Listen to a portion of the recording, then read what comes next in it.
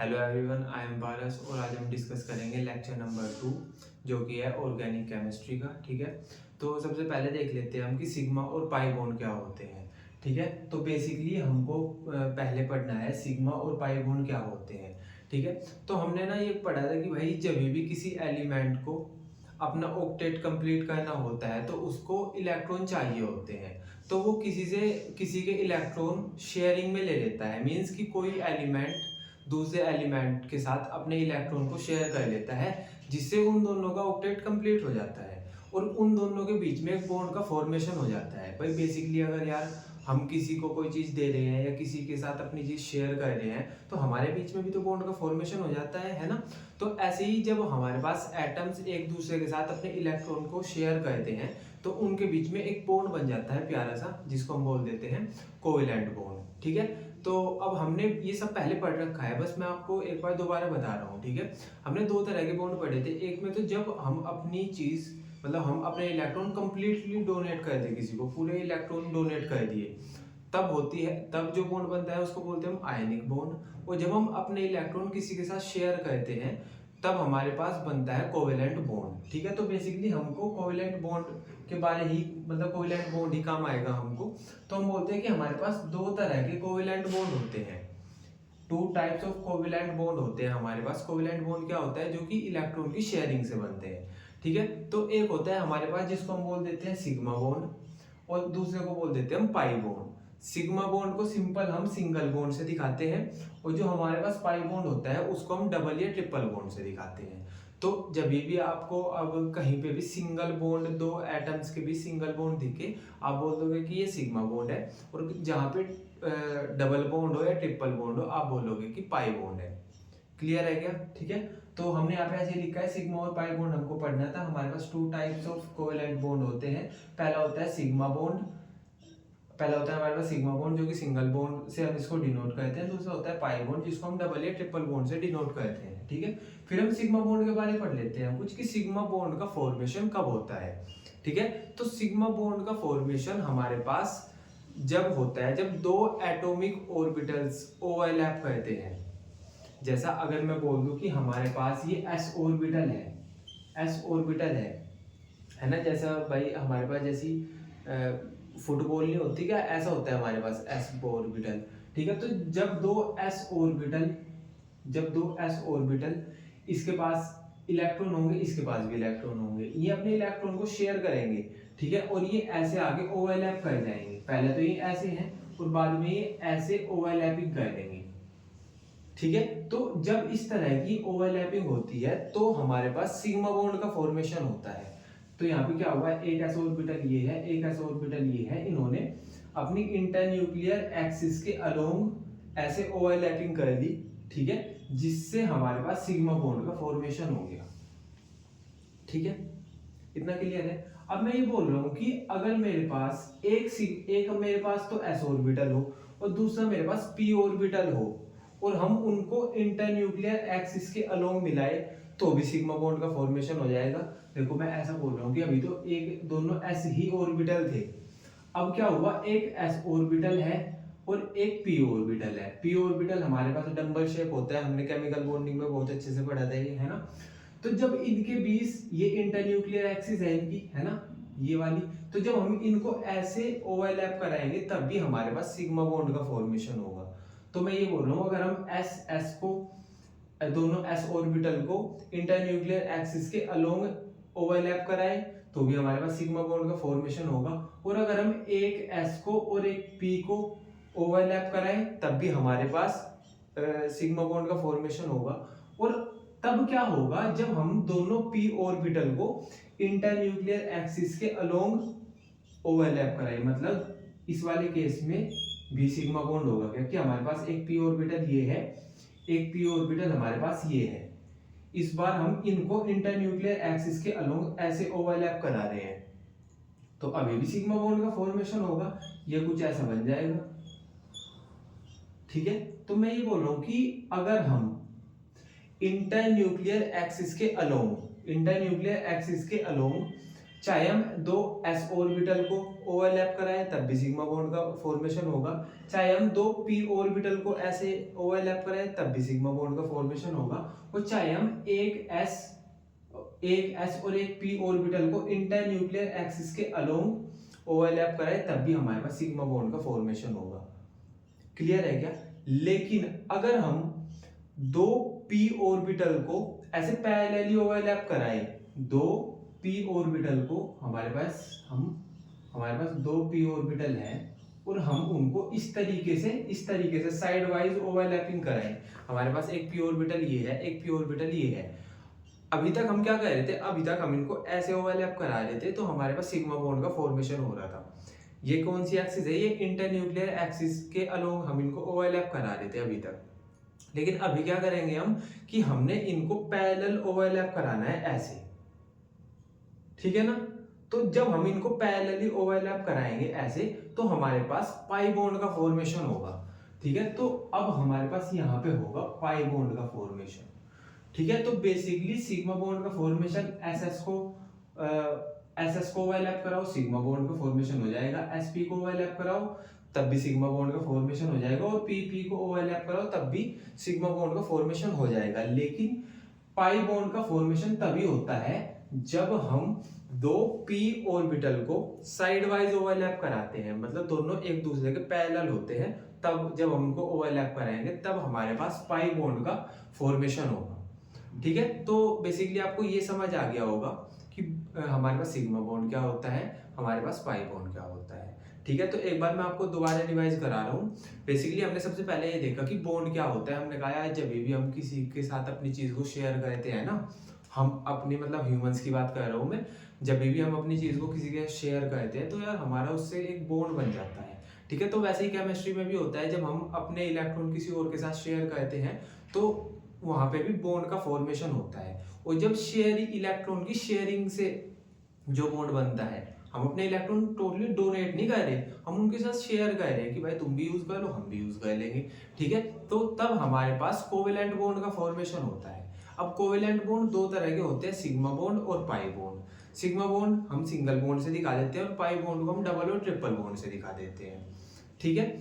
अब sigma bond का formation कब होगा, जब दो s ऑर्बिटल को मतलब दो s ऑर्बिटल है वो ओवरलैप कर रहे हैं, सिग्मा बॉन्ड बन जाएगा। एक s और एक p ऑर्बिटल है इंटरन्यूक्लियर एक्सिस के अलोंग वो ओवरलैप कर रहे हैं तब भी सिग्मा बॉन्ड का फॉर्मेशन हो जाएगा। और दोनों p ऑर्बिटल हैं वो इंटरन्यूक्लियर एक्सिस के अलोंग ओवरलैप कर रहे हैं तब भी हमारे पास सिग्मा बॉन्ड का फॉर्मेशन होएगा। पाई बॉन्ड का फॉर्मेशन कब होएगा, जब हमारे पास दो p orbital side wise overlapping करते हैं तब हमारे पास पाई बॉन्ड का फॉर्मेशन होता है। तो पाई बॉन्ड का फॉर्मेशन बस एक ही कंडीशन में होता है, जब हमारे पास दो p orbital side wise overlap करते हैं। क्लियर है क्या? ठीक है।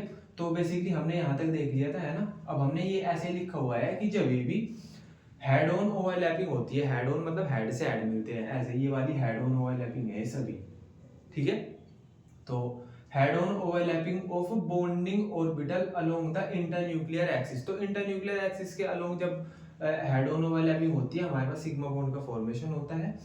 sp ओवरलैप हमने करके देखा, sp ओवरलैप है ना, ss ओवरलैप भी देखा हमने जब हमारे पास दो s ऑर्बिटल ओवरलैप कर रहे थे। और फिर हमने pp ओवरलैपिंग भी देखी जब हम इंटरन्यूक्लियर एक्सिस के अलोंग इनको pp को ओवरलैप करा रहे थे, ठीक है। इसके बाद आता है हमारे पास पाई बॉन्ड। पाई बॉन्ड क्या होता है, बेसिकली हम डबल या ट्रिपल बॉन्ड से पाई बॉन्ड को शो करते हैं, ठीक है, डिनोट करते हैं। Atomic orbitals overlap in such a way that their axis remain parallel to each other, कि इस तरीके से ओवरलैप करते हैं कि जो उनकी एक्सिस है ना, ये वाली एक्सिस ये एक दूसरे के पैरेलल हो, ठीक है। तो वहां पे हमारे पास पाई बॉन्ड का फॉर्मेशन होता है। क्लियर है क्या? ठीक है। तो बेसिकली ये हमने सिग्मा बॉन्ड और पाई बॉन्ड पढ़ लिए, है ना। तो अभी आपको ये वाली चीज मैंने यहाँ पे लिख भी रखी है कि सिंगल बॉन्ड जब भी हमारे पास ऐसे सिंगल बॉन्ड होगा तो हम इसको बोल देंगे सिग्मा बॉन्ड, है ना। और जब भी हमारे पास ऐसे डबल बॉन्ड होगा या ऐसे ट्रिपल बॉन्ड होगा तो हम बोल देंगे इसको डबल बॉन्ड और इसको ट्रिपल बॉन्ड, है ना। लेकिन अगर मैं बोल दूं यहाँ पे कितने सिग्मा है, भाई ये तो सिग्मा हो गया है ना। लेकिन ये जो डबल बॉन्ड है जिसको मैं पाई बॉन्ड बोल रहा हूँ, इसमें अगर मैं सिंगल बॉन्ड की बात करूं तो ये सिग्मा ही है। इस पूरे को मैं पाई बॉन्ड बोल दूंगा और इस सिंगल को सिग्मा बॉन्ड बोल दूंगा। ठीक है, अगर मैं इसकी ट्रिपल बॉन्ड की बात करूं तो मैं सिंगल बॉन्ड को बोल दूंगा सिग्मा बॉन्ड और इस पूरे को ट्रिपल बॉन्ड को बोल दूंगा मैं पाई बॉन्ड। ठीक है, अभी हम क्वेश्चन कर लेते हैं, क्वेश्चन की हेल्प से समझोगे आप। फर्स्ट वाला देख लेते हैं कि ये बोलते हैं कि इसमें सिग्मा और पाई बॉन्ड बता दो कितने हैं, है ना। तो देखते हैं, सिंगल बॉन्ड को हम सिग्मा बॉन्ड बोल देते हैं, है ना। तो ये हमारे पास सिग्मा है, ये भी सिग्मा बॉन्ड है, ये भी सिग्मा बॉन्ड है, ये भी सिग्मा बॉन्ड है। ठीक है, अब जब डबल होते हैं हमारे पास, डबल बॉन्ड होता है, तो डबल बॉन्ड में से पहले वाले बॉन्ड को हम सिग्मा बोलते हैं और इस दूसरे वाले को हम बोलते हैं पाई। ठीक है, तो कितने सिग्मा हो गए, कितने पाई, 1 2 3 4 5। तो यहाँ पे 5 तो है सिग्मा बॉन्ड, ठीक है, और 1 है हमारे पास पाई बॉन्ड। क्लियर है क्या। ठीक है, सेकंड वाले में देखो, ये हमारे पास सिग्मा बॉन्ड है ना, ये भी हमारे पास सिग्मा बॉन्ड है। ठीक है, और ट्रिपल बॉन्ड का फर्स्ट बॉन्ड को हम बोलते हैं सिग्मा बॉन्ड और सेकंड को और थर्ड को बोलते हैं पाई बॉन्ड, है ना। तो यहाँ पे एक पाई ये हो गया और एक पाई ये हो गया। ठीक है, तो यहाँ पे कितने सिग्मा बॉन्ड है, 1 2 3। तो यहाँ पे 3 तो है सिग्मा बॉन्ड, है ना। पाई कितने हैं, सेकंड जो डबल बॉन्ड है उसको पाई बोल रहा है, ट्रिपल बॉन्ड को पाई बोल रहा। ठीक है, तो यहाँ पे हमारे पास 2 है पाई बॉन्ड। क्लियर है क्या। ठीक है, थर्ड वाला देख लेते हैं। इसका पहले स्ट्रक्चर इसको खोल के लिख लो, है ना। ये कुछ ऐसे है, इसको हम खोल के लिख रहे हैं। यहाँ पे कार्बन से एक हाइड्रोजन अटैच है, फिर ट्रिपल बॉन्ड है दूसरे कार्बन पे, है ना।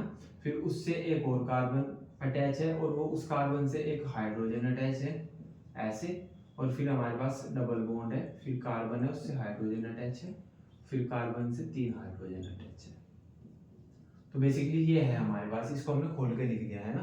तो अब काउंट करो कितने सिग्मा कितने पाई, है ना। तो पहले वाले को हम बोल देंगे सिग्मा बॉन्ड, सिंगल बॉन्ड, है ना। इसमें से इसको सिग्मा हो जाएगा, ये पाई और ये भी पाई, है ना। ये वाला सिग्मा, ये वाला सिग्मा और ये पाई, है ना। ये भी सिग्मा, ये भी सिग्मा, ये वाला भी सिग्मा, सिग्मा ये भी सिग्मा और ये भी सिग्मा, है ना। तो अभी काउंट कर लो सिग्मा कितने हैं पहले, 1 2 3 4 5 6 7 8 9 10। तो यहाँ पे हमारे पास 10 सिग्मा बॉन्ड है। ठीक है, पाई देख लो, 1 2 और 3, तो 3 हमारे पास यहाँ पे पाई बॉन्ड है। क्लियर है क्या, है ना। ये वाला देख लो, पहले इसको खोल के लिख लेते हैं। इस कार्बन पे 2 हाइड्रोजन अटैच है, डबल बॉन्ड कार्बन, फिर डबल बॉन्ड, फिर कार्बन, इससे फिर हाइड्रोजन अटैच है, फिर कार्बन और 3 हाइड्रोजन अटैच है, कुछ ऐसे। काउंट करो अभी, ये सिग्मा बॉन्ड, ये भी सिग्मा बॉन्ड, ये भी सिग्मा बॉन्ड, सेकंड वाले को पाई बोल देंगे, ये सिग्मा, ये पाई, ये सिग्मा, ये भी सिग्मा, ये भी सिग्मा, ये भी सिग्मा और ये भी सिग्मा। तो कितने हो गए सिग्मा बॉन्ड, 1 2 3 4 5 6 7 8 9। तो यहाँ पे 9 सिग्मा बॉन्ड है और पाई बॉन्ड कितने हैं, 1 2 हमारे पास पाई बॉन्ड है। ठीक है, तो बेसिकली ये हमारे पास हो गया एक क्वेश्चन, है ना, जो आपके पास आ सकता है। ठीक है, तो इतना आपको समझ आ गया होगा, है ना। तो अभी बेसिकली आप एक छोटा सा पॉइंट ये है, ये समझ लो कि sigma and pi bond rotation क्या होता है ना। कि हमारे पास जो सिग्मा बॉन्ड होता है और जो पाई बॉन्ड होता है उनके बीच रोटेशन हो सकता है या नहीं हो सकता। तो ये ऐसे बोलते हैं कि जो सिग्मा बॉन्ड होता है उसके बीच रोटेशन पॉसिबल है, ठीक है, उसके बीच रोटेशन पॉसिबल है, लेकिन पाई बॉन्ड के बीच रोटेशन पॉसिबल नहीं है। इसको ऐसे समझो, जैसा ये हमारे पास कुछ ऐसे सिग्मा बॉन्ड होता है ना, ये हमारे पास कुछ ऐसा होता है सिग्मा बॉन्ड। ठीक है भाई, ये 2 एटम है हमारे पास, एक एटम ये है, एक एटम ये है, और इनके बीच में एक सिग्मा बॉन्ड है। तो ये ऐसे बोल रहे हैं कि free rotation about sigma bond is possible. तो सिग्मा बॉन्ड में फ्री रोटेशन पॉसिबल होता है। फ्री रोटेशन कैसे, कि जैसा हमारे पास ये है तो हम इसको ऐसे घुमाएंगे तो ये घूम जाएगा, मतलब ये अगर हम इसको रोटेट करने की कोशिश करेंगे तो ये रोटेट हो जाएगा, ऐसे हो गया सिंपल। ये भाई हमारे पास 2 एलिमेंट है, इनके बीच में सिंगल बॉन्ड है, इसको हम सिग्मा बॉन्ड बोल रहे हैं। रोटेशन करके देखेंगे हम इसमें, तो इसको हम रोटेट करेंगे, ऐसे रोटेट करेंगे तो ये रोटेट हो जाएगा इजीली, है ना। ऐसे ही इन्होंने बोल रखा है कि फ्री रोटेशन पॉसिबल है हमारे पास सिग्मा बॉन्ड में। लेकिन अगर हम बात करें पाई बॉन्ड की, हम अगर बात करें पाई बॉन्ड की, तो उसमें क्या होता है, देखो ये हमारे पास ऐसा कुछ पाई बॉन्ड है ना भाई, दो एटम है, इनके बीच में डबल बॉन्ड है जिसको हम पाई बॉन्ड बोल रहे हैं। तो इसमें होता क्या है कि अगर हम इसको रोटेट करने की कोशिश करेंगे तो ये ऐसे टूट जाएगा, ये टूट जाएगा, ये रोटेट नहीं होगा, वो इजीली रोटेट हो रहा था, है ना। तो ये ऐसे ही बोलते हैं कि free rotation about pi bond is not possible, है ना। तो जो पाई बॉन्ड है हमारे पास डबल बॉन्ड, उसमें फ्री रोटेशन पॉसिबल ही नहीं है, ये टूट जाएगा। वो जो पहले वाला था वो सिग्मा बॉन्ड वाला है ना, वो रोटेट हो रहा था इजीली। देखो कुछ ऐसे, जैसे ये है हमारे पास, ऐसे है भाई, इसको हम रोटेट करने की कोशिश कर रहे हैं, रोटेट हो रहा है ना, हो रहा है इसमें रोटेशन। लेकिन अगर हम इसको रोटेट करने की कोशिश करेंगे तो ये टूट जाएगा, फिर ये नहीं होगा रोटेट, ठीक है। ये ऐसे देखो बॉन्ड, इनके बीच का बॉन्ड ब्रेक डाउन हो जाएगा, ठीक है। तो बेसिकली ये ऐसे ही बोलते हैं कि free rotation about pi bond is not possible, bond will break, है ना। तो हमारे पास हम इनको रोटेट नहीं कर सकते। जो पाई बॉन्ड होते हैं, सिग्मा बॉन्ड में रोटेशन पॉसिबल होता है, पाई बॉन्ड में रोटेशन पॉसिबल नहीं होता। तो बेसिकली अभी हम ये देख लेते हैं कि जो हमारे पास ऑर्गेनिक कंपाउंड होते हैं, जैसे मीथेन, इथेन, अल्कोहल, है ना, CH3OH, है ना, CH4 मीथेन हो गया, CH3CH3, है ना, इथेन हो गया, है ना। तो बेसिकली जो हमारे पास ऑर्गेनिक कंपाउंड होते हैं, हम इनकी रिप्रेजेंटेशन कितने तरीके से कर सकते हैं, मतलब हम किसी भी ऑर्गेनिक कंपाउंड को कैसे रिप्रेजेंट करा सकते हैं, है ना, वो कितने टाइप्स के होते हैं वो देख लेते हैं, ठीक है। तो बेसिकली पहले वाला होता है हमारे पास कंप्लीट स्ट्रक्चरल फॉर्मूला, कि हम उस जो हमारे पास कंप्लीट स्ट्रक्चरल फॉर्मूला होता है, उसमें हम जो हमारे पास ऑर्गेनिक कंपाउंड है उसमें कितने सिंगल बॉन्ड है, कितने डबल बॉन्ड है, कितने ट्रिपल बॉन्ड है, सब शो करते हैं। और बेसिकली जो हमारे पास कंप्लीट स्ट्रक्चरल फॉर्मूला होता है उसमें हम सिंगल डैश से सिंगल बॉन्ड दिखाते हैं, डबल डैश से हम डबल बॉन्ड दिखाते हैं, ट्रिपल डैश से हम ट्रिपल बॉन्ड दिखाते हैं, ठीक है। ये हो गया हमारे पास कंप्लीट स्ट्रक्चरल फॉर्मूला। तो आपको याद रखना है कि जो कंप्लीट स्ट्रक्चरल फॉर्मूला होता है किसी ऑर्गेनिक कंपाउंड का, उसमें हम single bond, double bond, triple bond सब शो करते हैं, ठीक है। अब ये देख लो, मैंने यहाँ लिखा हुआ है कंप्लीट स्ट्रक्चरल फॉर्मूला होता है हमारे पास पहला, इसमें हम क्या कहते हैं, a single dash represent a single bond. तो सिंगल डैश हमको सिंगल बॉन्ड बताता है, double dash is used for double bond, तो डबल बॉन्ड के लिए हम डबल डैश यूज करते हैं, and triple dash represent triple bond, ठीक है। तो बेसिकली हम यहाँ पे single bond, double bond, triple bond दिखाते हैं कंप्लीट स्ट्रक्चरल फॉर्मूले में, है ना। इसका एग्जांपल देख लो, जैसा हमारे पास है मीथेन है, मीथेन, तो अगर हमको मीथेन का कंप्लीट फॉर्मूला बताना होगा तो हम ऐसे बताएंगे कि एक कार्बन है, और मीथेन होता है CH4, है ना। तो हम उसको ऐसे दिखाएंगे, एक कार्बन से 4 हाइड्रोजन जुड़े हुए हैं, ठीक है। अब मैं बोल दूं जैसा हमारे पास इथेन है, तो इथेन को कैसे दिखाएंगे हम, इथेन को हम ऐसे दिखाएंगे, कार्बन कार्बन के बीच डबल बॉन्ड होता है, H होता है, H होता है, H होता है, H होता है, ठीक है। तो बेसिकली जैसा मैं बोलता हूँ कि ये हमारे पास मीथेन हो गया, है ना। ऐसे तो आपको याद होता है ना कि भाई मीथेन का फॉर्मूला CH4 होता है ना, C2H4, ये हमारे पास इथेन हो गया, है ना। या मैं इसको ऐसे भी लिख देते हैं हम, CH2 डबल बॉन्ड CH2, ठीक है। या हमारे पास होता है इथाइन हो गया, CH ट्रिपल बॉन्ड CH। अब मैं ये बोल रहा हूँ कि मीथेन है, इथेन है ना, और हमारे पास ये जो ऑर्गेनिक कंपाउंड है, इनका हम कंप्लीट स्ट्रक्चरल फॉर्मूला कैसे लिखें। तो कंप्लीट स्ट्रक्चरल फॉर्मूला लिखने के लिए हम simple single bond, double bond सब दिखाते हैं। अगर मैं बोल रहा हूँ कि हमारे पास मीथेन का कंप्लीट स्ट्रक्चरल फॉर्मूला बताओ, तो ये हो जाएगा, क्या डिफरेंस है इसमें और इसमें, इसमें हमने सिंगल सिंगल बॉन्ड सब दिखा रखे हैं, ठीक है। ये इथेन का हो जाएगा ऐसे ही, है ना। अब ये देख लो,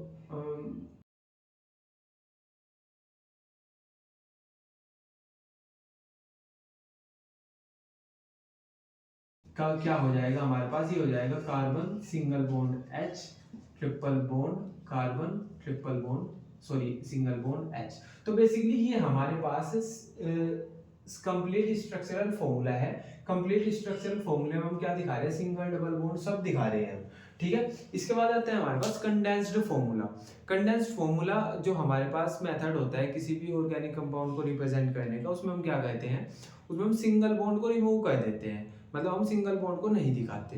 देख लो, जो हमारे पास कंडेंस्ड स्ट्रक्चरल फॉर्मूला होता है उसमें हम क्या कहते हैं, डैश रिमूव्ड कह देते हैं, single dash, single bond remove कर देंगे हम। जैसा अगर मैं बोल दूं कि आप मीथेन का आप कंडेंस्ड फॉर्मूला लिख दो, तो मीथेन का हमारे पास कंप्लीट स्ट्रक्चरल फॉर्मूला तो ये था, हमको कंडेंस लिखना है, और कंडेंस में क्या कहते हैं, हम सिंगल बॉन्ड रिमूव कर देते हैं। तो इसका क्या हो जाएगा हमारे पास CH4, सिंपल ऐसा हो जाएगा। इथेन का बता दो क्या हो जाएगा, तो इथेन में हम सिंगल बॉन्ड रिमूव करेंगे तो हमारे पास ये ऐसा हो जाएगा, यहाँ पे सिंगल बॉन्ड है, ये सिंगल बॉन्ड है, रिमूव कर दो इसको, CH2, फिर डबल बॉन्ड को रिमूव नहीं करना, फिर सिंगल बॉन्ड को रिमूव कर दो, CH2। तो बेसिकली ये हमारे पास हो गया कंडेंस्ड फॉर्मूला। कंडेंस्ड फॉर्मूले में हम क्या कहते हैं कि जो सिंगल बॉन्ड है उसको नहीं दिखाते हम, ठीक है। इसके बाद आता है bond line structural formula. Bond line structural फॉर्मूले में हम क्या कहते हैं, ना तो हम कार्बन को दिखाते, ना हम हाइड्रोजन को दिखाते, हम जिगजैग लाइन बनाते हैं, ठीक है। और वो जिगजैग लाइन होती है, जो उसके जो जंक्शन होते हैं वो कार्बन को डिनोट करते हैं, ठीक है। और जो कुछ स्पेशल जैसे फंक्शनल ग्रुप हो गया FCl BrON ये दिखाते हैं। तो मैं ये बोल रहा हूँ कि जैसा इसका एग्जांपल देखो, जो बॉन्ड लाइन स्ट्रक्चरल फॉर्मूला होता है उसमें हम ना जिगजैग लाइन बनाते हैं ऐसी, ठीक है, ऐसे हम जिगजैग लाइन बनाते हैं। और इनके जो जंक्शन होते हैं, जैसे ये ये ये ये हमको कार्बन डिनोट करते हैं, मतलब इनकी जगह पे कार्बन हमको मानना होता है, ठीक है। तो जहां भी बेसिकली जंक्शन है उसको हम कार्बन मान लेते हैं, ठीक है। तो ये हमारे पास बॉन्ड लाइन स्ट्रक्चरल फॉर्मूला हो गया। इसमें ना तो हमने कार्बन शो किया, ना हमने इसमें हाइड्रोजन शो किया, इसमें हम स्पेशल जैसे फंक्शनल ग्रुप होते हैं वो शो कर देते हैं। जैसा हो गया हमारे पास F हो गया, Cl हो गया, Br हो गया, तो हम क्या करेंगे, जैसे यहाँ पे Br जुड़ा है तो हम Br लिखते हैं यहाँ पे ऐसे, ठीक है। तो बेसिकली अब अगर मैं आपको ये बोल दूं कि इसका आप बता दो मेरे को ये बन क्या गया, या मैं ऐसा बोल दूं कि हाँ आप ये बता दो इसका नाम क्या है, तो आप क्या देखोगे कि यहाँ पे कार्बन है, यहाँ पे कार्बन है, यहाँ पे कार्बन, यहाँ पे कार्बन, यहाँ पे कार्बन, तो कितने कार्बन हो गए, 1 2 3 4 5। तो बेसिकली ये 5 कार्बन का 5 कार्बन वाला ऑर्गेनिक कंपाउंड है, ठीक है। इसका नाम हो जाएगा 2 ब्रोमोपेंटेन, ठीक है। तो बेसिकली अभी आप ये समझो कि जो हमारे पास कंप्लीट स्ट्रक्चरल फॉर्मूला होता है उसमें हम सिंगल डबल बॉन्ड सब दिखाते हैं। फिर उसके बाद आया कंडेंस्ड स्ट्रक्चरल फॉर्मूला, उसमें हम सिंगल बॉन्ड नहीं दिखाते। फिर आया हमारे पास ये तीसरा बॉन्ड लाइन स्ट्रक्चरल फॉर्मूला, इसमें क्या कहते हैं, ना तो हम कार्बन दिखाते हैं ना हम दिखाते हैं इसमें हाइड्रोजन, इसमें हम सिंपल जिगजैग लाइन बनाते हैं, है ना। और जो उन जिगजैग लाइन के जंक्शन होते हैं उनको हम कार्बन मान लेते हैं, ठीक है। और जैसा हमारे पास जो फंक्शनल ग्रुप होते हैं उनको हम स्पेशली दिखा देते हैं, ठीक है। तो ये हो गया हमारे पास basically bond line structural formula. देख लेते हैं क्या लिखा है इसके बारे में, carbon and hydrogen atoms are not shown, तो कार्बन और हाइड्रोजन एटम इसमें शो नहीं होते, है ना। Line junction denote carbon atom, तो जो हमारे पास लाइन के जंक्शन होते हैं ये कार्बन को डिनोट करते हैं, है ना। Only atoms specifically return are oxygen fluorine chlorine bromine, तो जो हमारे पास बेसिकली जैसे फंक्शनल ग्रुप होते हैं, है ना, हम उनको डिनोट कहते हैं इस बॉन्ड लाइन स्ट्रक्चरल फॉर्मूले में, ठीक है। तो अभी मैं आपको एक क्वेश्चन दे रहा हूँ, आप मेरे को इसका ये लिख के दिखाओ जरा एक बार कि इसका बॉन्ड लाइन स्ट्रक्चर क्या हो जाएगा। मैंने आपको ये दिया,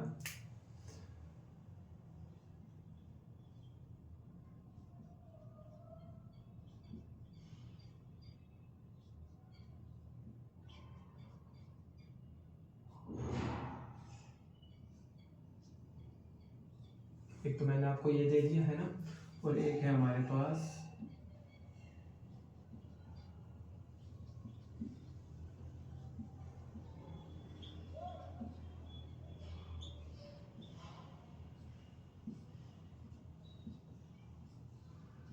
यहाँ से आपको क्लियर हो जाएगा, है ना। तो मैं ये बोल रहा हूँ कि आप इसका ना, ये हमारे पास ऑर्गेनिक कंपाउंड है, ठीक है। तो मैं आपको ना ये बोल रहा हूँ कि आप इसका मेरे को ये बता दो, बॉन्ड लाइन स्ट्रक्चरल फॉर्मूला बता दो मेरे को इसका कैसे बनेगा। तो आप बोलोगे कि सिंपल हमको क्या करना होता है, कार्बन और हाइड्रोजन ना रिमूव करने होते हैं हमको, तो कह देंगे। तो इसका जो बॉन्ड लाइन स्ट्रक्चर बनेगा वो कुछ ऐसा बनेगा,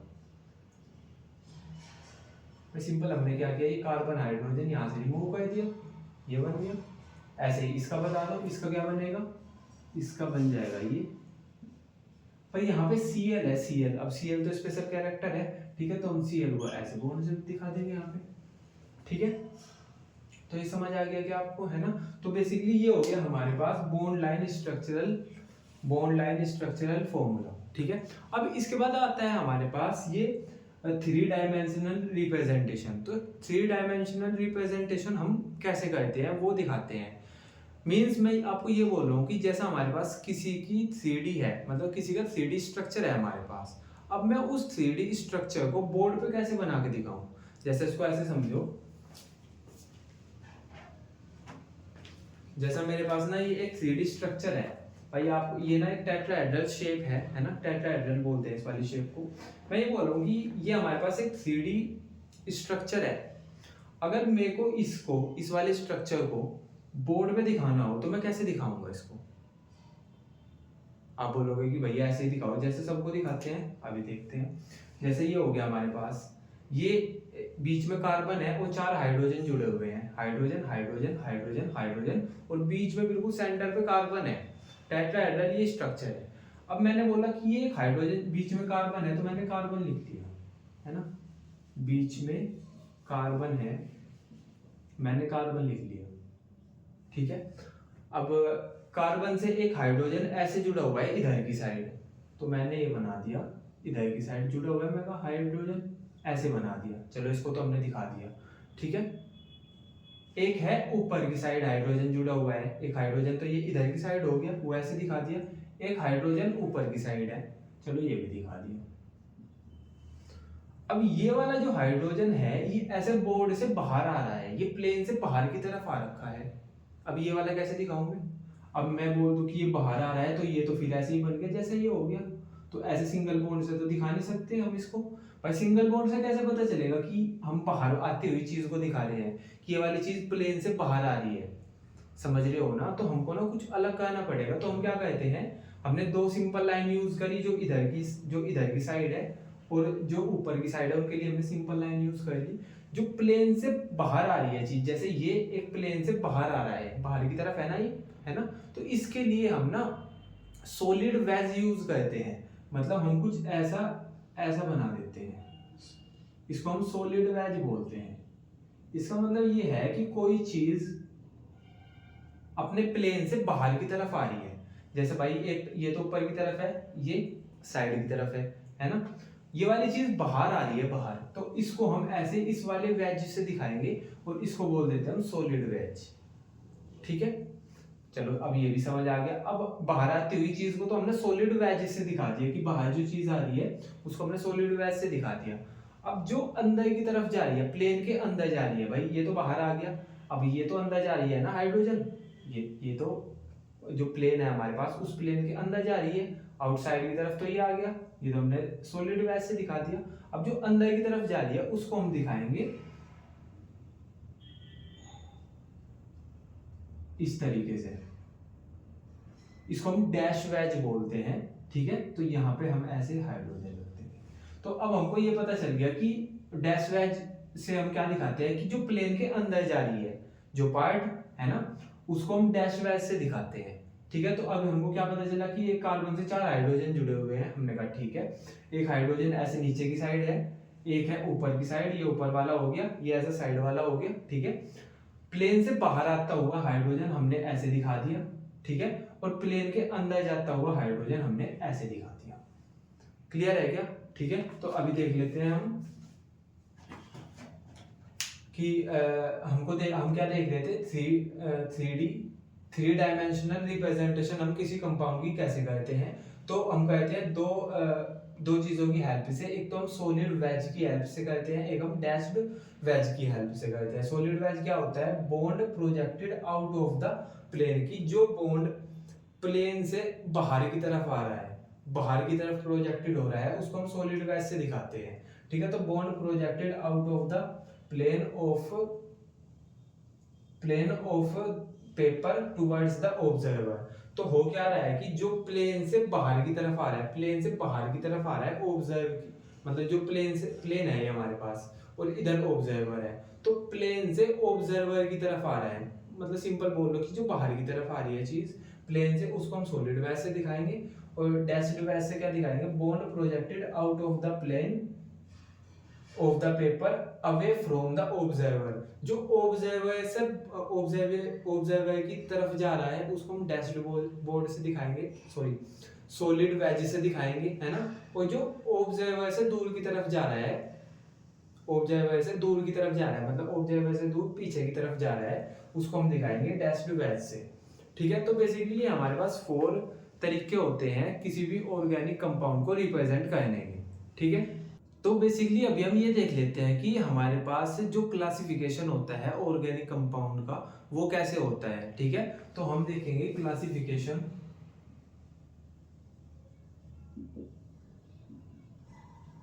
classification of organic compound.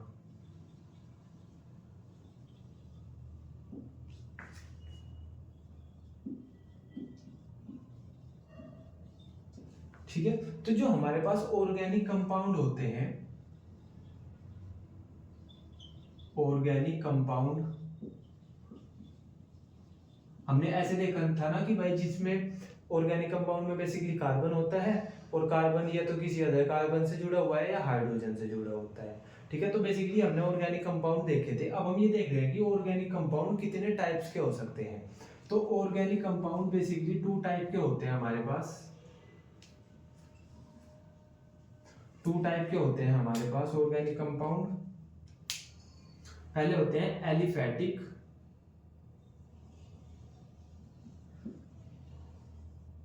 Aliphatic compound. ठीक है, और दूसरे होते हैं साइक्लिक कंपाउंड।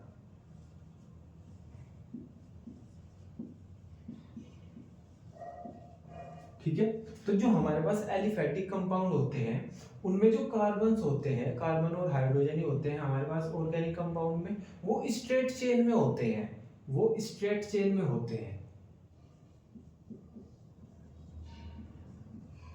स्ट्रेट चेन होती है इनमें। एग्जाम्पल बता दो भैया, तो एग्जाम्पल होता है ऐसे जैसे हमारे पास CH3 CH2 CH2 CH3, है ना, मतलब सिंपल सीधी चेन होगी, है ना। या फिर ऐसे भी हो सकता है CH3 CH3 CH2 CH3, है ना। ऐसे देख लो CH3 है ना। तो मैं सिंपल ये बोल रहा हूँ कि इनमें कोई रिंग नहीं होने की, है ना, सिंपल सीधी चेन होगी कार्बन की, है ना। अब ब्रांच भी निकल सकती है उसमें से, जैसे ये निकल गई, है ना। तो सिंपल आपको ये समझना है कि ऑर्गेनिक कंपाउंड 2 तरह के होते हैं। एक तो हो गए एलिफैटिक कंपाउंड जिनमें सिंपल सीधी चेन होगी ऐसे, है ना, ब्रांच निकल सकती है, सीधी चेन की कोई ब्रांच हो सकती है। ठीक है, अब उससे अलग जो दूसरा है हमारे पास ये होंगे साइक्लिक कंपाउंड। साइक्लिक कंपाउंड में क्या होगी, साइक्लिक कंपाउंड में रिंग प्रेजेंट होगी, रिंग प्रेजेंट होगी हमारे पास, रिंग प्रेजेंट होंगी। तो जितने भी हमारे पास साइक्लिक कंपाउंड होते हैं, साइक्लिक ऑर्गेनिक कंपाउंड होते हैं, उनमें रिंग प्रेजेंट होती है। ठीक है, तो अब रिंग के बेसिस पे भी ये 2 तरह के होते हैं। रिंग के बेसिस पे देख लो, रिंग के बेसिस पे 2 तरह के होंगे। एक को बोल देंगे हम होमोसाइक्लिक, होमोसाइक्लिक कंपाउंड, और दूसरे को बोल देंगे हम हेट्रोसाइक्लिक कंपाउंड।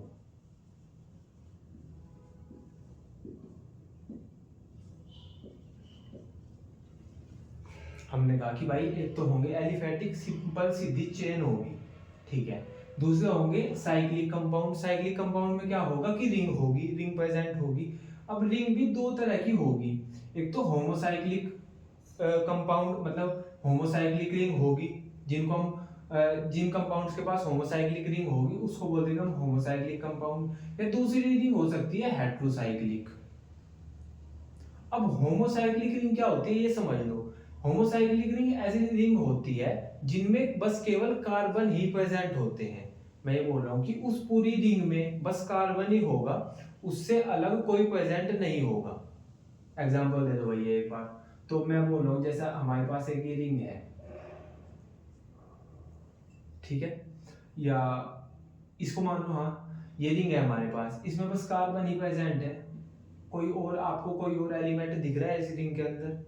नहीं दिख रहा है ना। या एक एग्जांपल आप ऐसे देख लो कि जैसा ये हो गया हमारे पास, पूरे में कार्बन ही प्रेजेंट है, कार्बन से अलग कुछ नहीं है इस रिंग में, कार्बन कार्बन कार्बन, कोई अदर एलिमेंट तो नहीं है, नहीं भैया। तो ये होगी हमारे पास होमोसाइक्लिक रिंग, ठीक है। हेट्रोसाइक्लिक रिंग कौन सी होगी? हेट्रोसाइक्लिक रिंग में कार्बन से अलग भी कुछ होगा, ठीक है। तो हम ऐसे बोल सकते हैं कि होमोसाइक्लिक कंपाउंड कौन से होंगे? जिनकी जो रिंग है उनमें बस ओनली कार्बन प्रेजेंट होगा, ओनली कार्बन प्रेजेंट, ठीक है। और यहाँ पे क्या होगा? अदर देन कार्बन, मतलब कार्बन से अलग भी कुछ प्रेजेंट हो सकता है, ठीक है। तो other atom, other atom also present, ठीक है। तो बस आप अब एक थोड़ा सा ये और समझ लो कि जो होमोसाइक्लिक कंपाउंड होते हैं ये भी दो तरह के होते हैं। अभी हम और अच्छे से एग्जांपल देखेंगे, अभी बस आप ये समझ लो कि जो होमोसाइक्लिक कंपाउंड होते हैं ये भी दो तरह के होते हैं। फर्स्ट होता है हमारे पास एलिसाइक्लिक, एलिसाइक्लिक कंपाउंड, और दूसरा होता है एरोमेटिक कंपाउंड।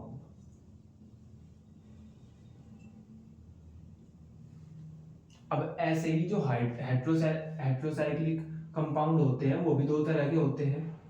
फर्स्ट होते हैं एलिसाइक्लिक, एलिसाइक्लिक कंपाउंड, और सेकंड होते हैं हमारे पास एरोमेटिक कंपाउंड। बस इतना ही होता है।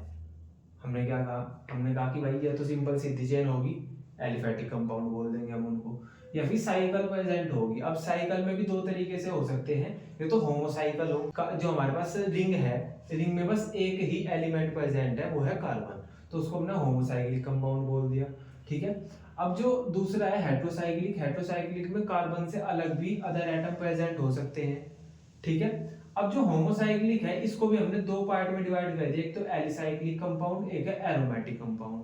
यहाँ पे हेट्रोसाइक्लिक कंपाउंड है वो भी दो पार्ट में डिवाइड हो गए, एलिसाइक्लिक कंपाउंड और एरोमेटिक कंपाउंड। अब आप एग्जांपल देख लो, एलिसाइक्लिक कंपाउंड वो होगा जिसमें हमारे पास जो डीलोकलाइज इलेक्ट्रॉन होते हैं वो नहीं होंगे। मींस ये सिंपल होते हैं, इनकी प्रॉपर्टी वैसी ही होती है जैसी एलिफेटिक कंपाउंड की होती है, होते हैं कैसे? जैसा हमारे पास ये हो गया,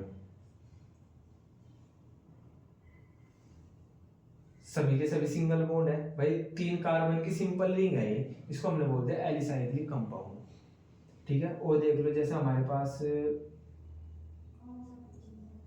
ये हो गया, ये 5 कार्बन की सिंपल रिंग है ना। तो ये आ गया हमारे पास एलिसाइक्लिक कंपाउंड में, ठीक है। तो एलिसाइक्लिक कंपाउंड में क्या होता है? डीलोकलाइज इलेक्ट्रॉन प्रेजेंट नहीं होते, ठीक है। लेकिन जो एरोमेटिक होते हैं, एरोमेटिक कंपाउंड्स के अंदर डीलोकलाइज मतलब इलेक्ट्रॉन, जो डीलोकलाइज इलेक्ट्रॉन प्रेजेंट होते हैं, ठीक है। मतलब वो इलेक्ट्रॉन एक जगह से दूसरी जगह मूवमेंट शो करते रहते हैं, ठीक है। तो उनको हम एरोमेटिक बोल देंगे। तो जहां पे यहाँ पे एरोमेटिक, जो एरोमेटिक ऑर्गेनिक कंपाउंड होते हैं, या मैं बोल दूं एरोमेटिक होमोसाइक्लिक कंपाउंड होते हैं, उनमें प्रेजेंट होते हैं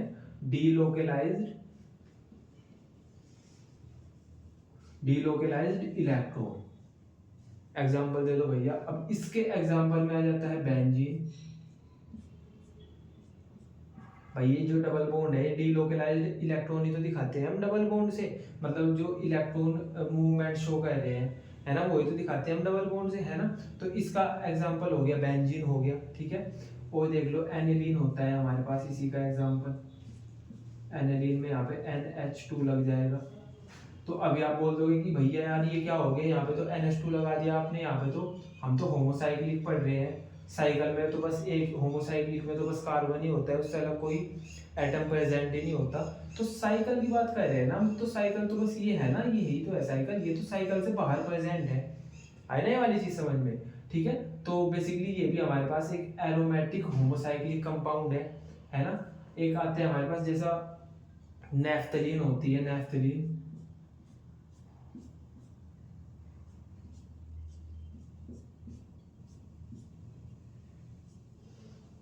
ये हमारे पास नैफ्थलीन हो गई है ना, ठीक है। तो बेसिकली ये हमारे पास 3 एग्जाम्पल हो गए एरोमेटिक होमोसाइक्लिक कंपाउंड के, ठीक है, क्लियर हुआ ना, है ना। अभी आप देख लो एलिसाइक्लिक कंपाउंड, एलिसाइक्लिक और हेट्रोसाइक्लिक कंपाउंड क्या होते हैं, है ना भाई। हमने कहा कि भाई हेट्रोसाइक्लिक तो वो थे ना जिनमें कार्बन से अलग भी कुछ और आ सकता है, रिंग के अंदर कार्बन से अदर एलिमेंट भी प्रेजेंट हो सकता है। इसका एग्जांपल देखो, जैसा हमारे पास है ये हमारे पास एक एग्जांपल है, इसको हम बोलते हैं टेट्राहाइड्रोफ्यूरान, इस वाले को, है ना। इसमें हो क्या रहा है कि साइकिल के अंदर ये कार्बन है, ये भी कार्बन है, ये भी कार्बन है, ये भी कार्बन है, ये ऑक्सीजन आ गई, साइकिल के अंदर ऑक्सीजन आ गई, है ना। तो इसको हमने बोल दिया कि ये हमारे पास हेट्रोसाइक्लिक कंपाउंड है। क्यों? क्योंकि भाई इसके जो रिंग है हमारे पास, कार्बन की रिंग है, उसके अंदर ऑक्सीजन भी प्रेजेंट है, तो हमने बोल दिया कि यार ये हेट्रोसाइक्लिक है, ठीक है। और हेट्रोसाइक्लिक के अंदर एलिसाइक्लिक कंपाउंड ये हो आ गया, ठीक है। तो एलिसाइक्लिक बेसिकली हम किनको बोल रहे थे, जिनमें जिनकी प्रॉपर्टी हमारे पास स्ट्रेट चेन जैसी होती है ना, ठीक है। इनमें डीलोकलाइज्ड इलेक्ट्रॉन प्रेजेंट नहीं होते। फिर हम जब हेट्रोसाइक्लिक की एरोमेटिक पढ़ेंगे, एरोमेटिक में क्या होता है, जो इलेक्ट्रॉन होते हैं, डीलोकलाइज्ड इलेक्ट्रॉन होते हैं, वो प्रेजेंट होते हैं। तो उसका एग्जांपल देख लो एक बार,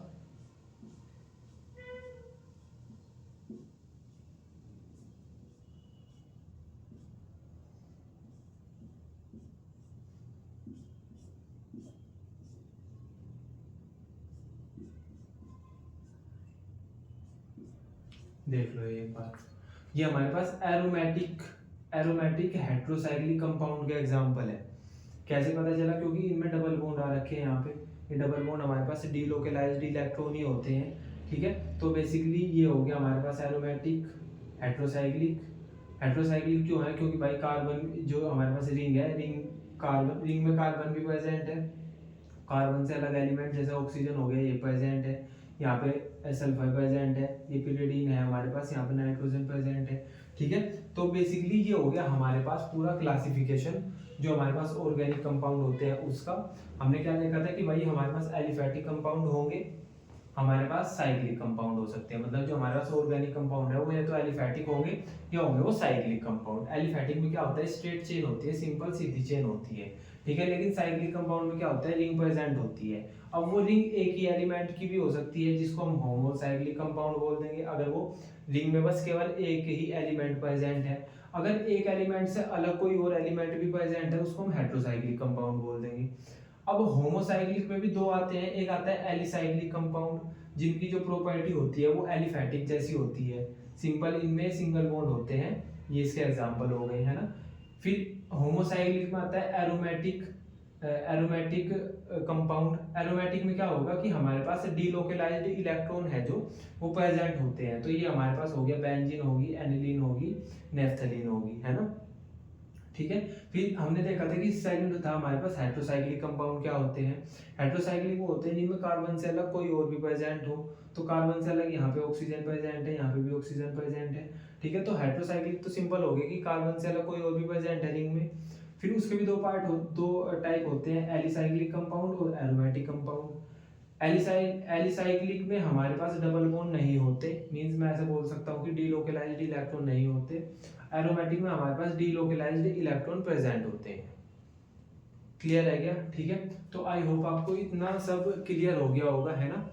तो फिर हम आज के लिए बस इतना ही, है ना, बाकी हम कल डिस्कस करेंगे। बाय।